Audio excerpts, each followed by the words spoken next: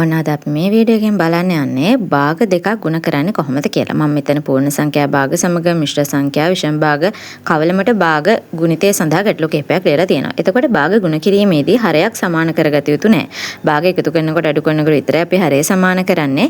එතකොට මෙතනදී අපි බලන්නේ හරය සහ ලවය යම් ගුණාකාරයකින් අපිට බෙදන්න පුළුවන්ද කියන එක බලලා අපි ඒව බෙදලා ඉතුරු අගයන් ටික ගුණ කරලා දානවා. දැන් 8ට අපි හරයක් ලිව්වොත් 8ට ඉන්නේ හරය එකනේ ඕනම පූර්ණ සංඛ්‍යාවක හරය එක.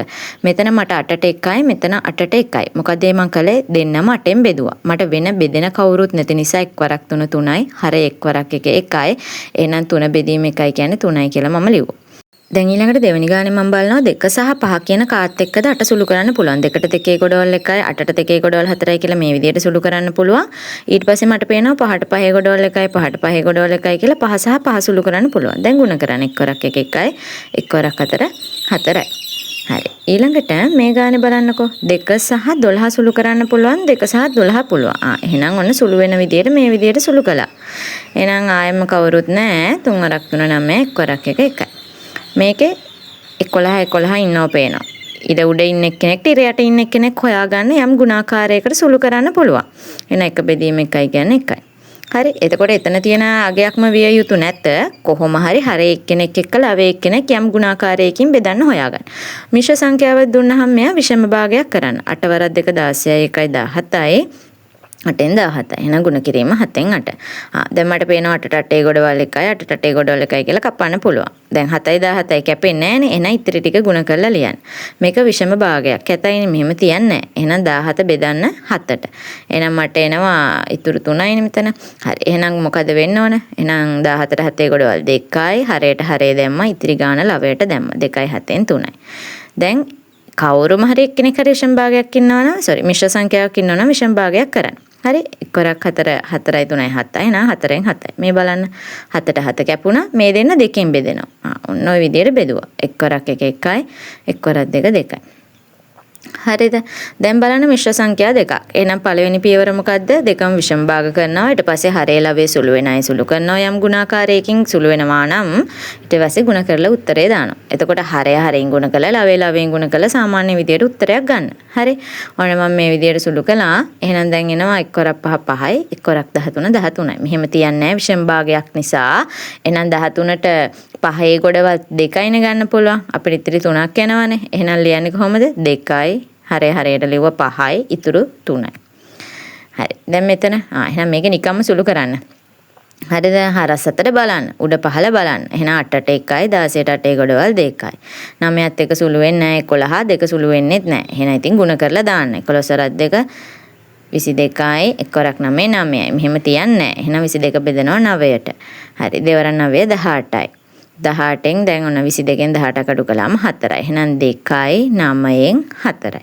හරි. එතකොට බලන්න ඕනේ මොකද්ද? හරය ලවයත් එක්ක සුළු වෙන කවුරු හරි ඉන්නවද යම් ගුණාකාරයකින් ඒ විදිහට කපලා හරය හරයෙන් ගුණ කරලා ලවය ලවයෙන් ගුණ කරලා සාමාන්‍ය විදිහට භාග දෙක ගුණ කරලා උත්තරයක් ගන්න. හරි. එතකොට අපි අර සරලම භාගෙ ගන්න තමයි උඩ යට සුළු කිරීම කරන්නේ. හරි. දැන් භාග බෙදීමේදී අපිට ගුණ කරන තියරි එකක් ඕනේ. දැන් භාගයකින් අපිට දීර්ඝ බෙදීමට දාලා එහෙම බෙදන්න බෑ. හරිද? මේකේ අපි දෙවෙනි පියවරේදී ගුණ කිරීමට යන පොඩි ස්ටෙප් එකක් තියෙනවා. හරි. මුලින්ම මම පරස්පරය කියන වචන ගැන කියලා දෙන්නම්කෝ. මට පරස්පරය කියන වචනේ ඕන වෙනවා මෙතනදී. හරි. මම උදාහරණයක් ගන්නම්. 2න් 1 කියලා ගන්නම්කෝ. හරිද? 2න් 1 කියන එකට මම පරස්පරය ලියන්නේ මෙන්න මෙහෙමයි. හරය ලවයට ලියලා ලවය හරයට ලියන්න. උඩයට මාරු කරලා ලියනවා කියන එක තමයි පරස්පරය කියලා කියන්නේ.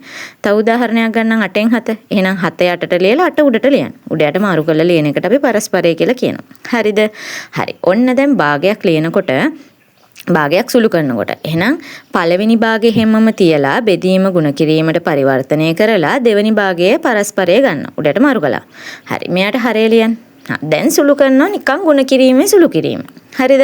ගුණ කරන නීති ටිකට අනුව මේ විදියට උඩ යට කැපුවා. එහෙනම් 3 වරක් 10 30යි. 1 වරක් 1 1යි 31ට බෙදුනහම 30යි. ඉතුරු ටික ගුණ කිරීමේ නීතිය. හරිද? පළවෙනි පියවර බෙදීම ගුණ කිරීමට හදා ගන්නවා. ඊට පස්සේ ගුණ කරන නීති ටිකට අනුව උත්තරය ගන්නවා.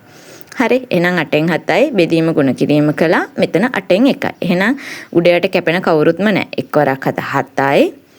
ඊට පස්සේ 8 වරක් 8 64යි. හරිද? හරි. ඔන්න පළවෙනි භාගෙ මුකුත් කළේ නැහැ. හැමම ලිව්වා. බෙදීම ගුණ කිරීම කළා. දෙවෙනි භාගයේ උඩයට මාරු කළා.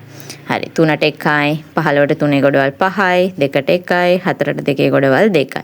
එක්වරක් 5 5යි එක්වරක් 2 2යි. මෙහෙම තියන්නේ නැහනේ. අන්න දැන් හිතින් සුළු කරන්න 5ට 2 ගොඩවල් ගන්න පූර්ණ සංඛ්‍යාවට දාන්න 2යි. ඔන්න හරය හරයට එහෙනම් දෙවරක් 2 4යි 5න් 4ක් අඩු කළාම 1යි කියලා ඉතිරි ගාන ලවයට දාන්න. හරිද? ඒක චූටි ගණන් හිතින් හදාන්න ප්‍රැක්ටිස් කරන්න එක. හරි හැම වෙලේම බෙදීමටම යන්න එපා. හරි 4න් 2 එහෙනම් බෙදීම වෙනුවට අපි ගුණ කිරීම දැම්මා. ඔන්න මෙයා ඉස්සෙල්ලා මම පොඩක් බෙදීම දාලා පැටලෙන නිසා මිශ්‍ර සංඛ්‍යා විෂම භාගය කළා ඉන්න. ඊට පස්සේ උඩට මාරු කරමු. එහෙනම් කොරක්කට 8යි 3යි 11යිනේ. හරි. එහෙනම් ඔන්න දැන් මාරු කරනවා මම මේ විදියට උඩට මාරු කරලා ලිව්වා. 4ට 1යි 8ට 4 ගොඩවල් 2යි. එහෙනම් 11 1 2 කැපෙන්නේ නැහනේ. එහෙනම් නිකන් ගුණ කරන්න. එහෙනම් මට උත්තරයක් එනවා 11න් 4යි. හරි. කැපෙන කට්ටිය කැපිලා ඉවරුනහම සාමාන්‍ය විදියට හරය හරයෙන් ගුණ කළා ලවයෙන් ගුණ කළා උත්තරේ දැම්මා. හරි 2න් 9 බෙදීම 5 4 21යි 21යි 5න් 21යි. හරි ඉස්සෙල්ලා විෂම භාග කළා.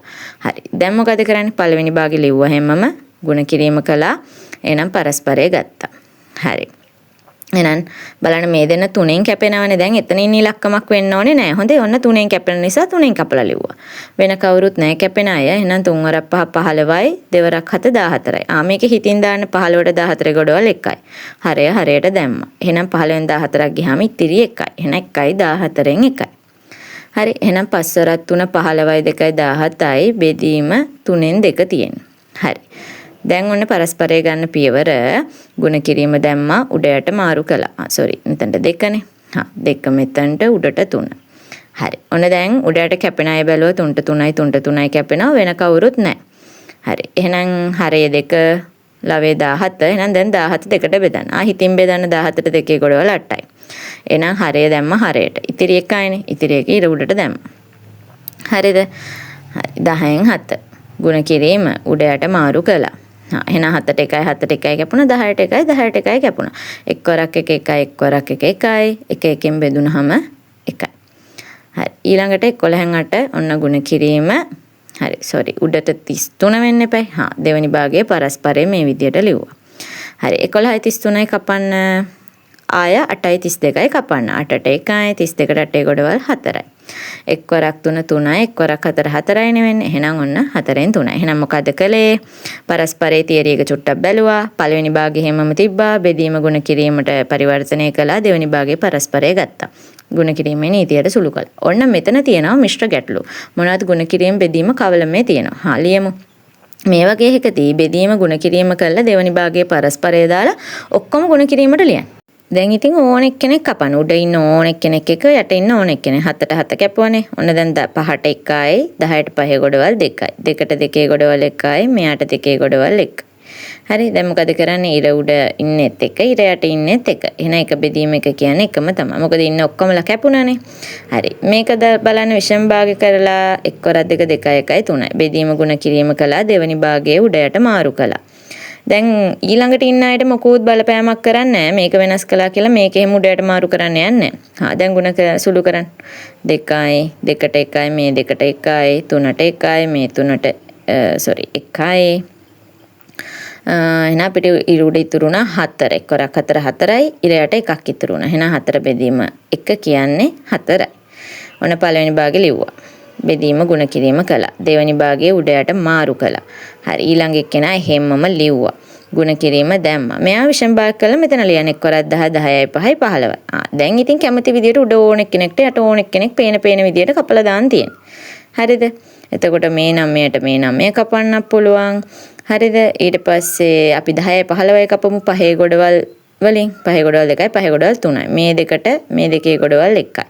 හරි. දැන් ඉවරයිනේ. තව තියෙනවා 3ට 1යි 3ට 1යි. හරි දැන් ඉවරයි. උඩ ඉන්නේ කවුද? 2. ඉර යට ඉන්නේ කවුද? 1. දැන් මේ ගුණ කළාම ඉතින් එක්වරක් 1 1යි එක්වරක් 1 1යි එක්වරක් 1 1යි වෙනවනේ. එහෙනම් 2 1ට බෙදුනහම 2. එහෙනම් පළවෙනි භාගෙ ලිව්වා. හරි දෙවෙනි එකෙත් වෙනසක් කරන්න දෙයක් නැහැ. ගුණ කිරීම දාලා ඔන්න මෙතන පරස්පරය ගත්තා. අවසාන භාගෙත් එහෙමම ලිව්වා. දැන් කපන්න. උඩ ඉන්න ඕන එක්කෙනෙක් එක යට ඉන්න ඕන එක්කෙනෙක් කැපුවා. 5ට 1යි මෙතන 5ට 1යි. හරි ඊළඟට කපමු අපි 3ට 1යි 9ට 3 ගොඩවල් 3යි. 3ට 1යි 15ට 3 ගොඩවල් 5යි. 2ට 1යි. එතකොට 8ට 2 ගොඩවල් 4යි. එහෙනම් උඩ ඉන්නවා 1 වරක් 5 5. ඉරයට ඉන්නවා 1 වරක් 4 4යි. දැන් ආපු විෂම භාග මිශ්‍ර සංඛ්‍යාව කළාම 1යි 4න් 1යි. ඔන්න අපිට මේ විදිහට පහසුවෙන් මිශ්‍ර ගැටලු උනත් සුළු කරන්න පුළුවන්.